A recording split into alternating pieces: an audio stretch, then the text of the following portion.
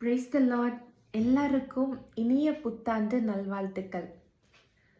எல்லாரும் 2024 கொஞ்சம் திரும்பி பார்க்கலாங்களா?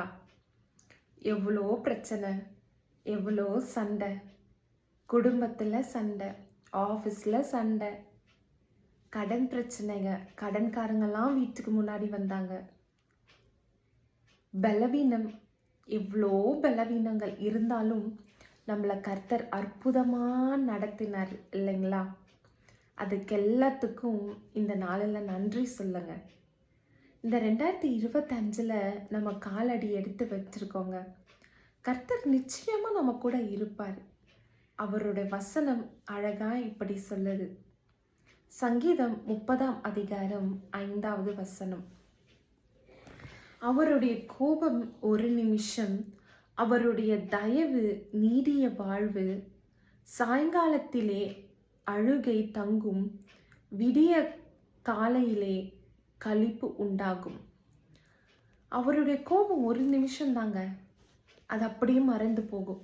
நம்ம போயிட்டு அப்பா கிட்ட, அப்பா என்னை மன்னிச்சிடுங்க, நான் தப்பு செஞ்சிட்டேன் அப்படின்னு சொல்லும் போது அப்பா நம்மளை எப்படி மன்னிக்கிறாரோ அதே மாதிரி தான் நம்ம ஏசப்பாவும். அவருடைய கோபம் ஒரு நிமிஷம் மட்டும்தான், அவருடைய தயவு பெரிதுங்க.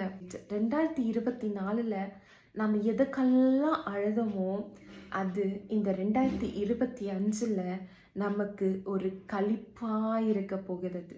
கர்த்தருடைய வசனம் சொல்லுது, சாயங்காலத்தில் நீ அழுது கொண்டு இருக்க, ஆனால் விடிய காலையில் நான் உனக்கு ஒரு களிப்பை தரேன் அப்படின்னு சொல்லிட்டு.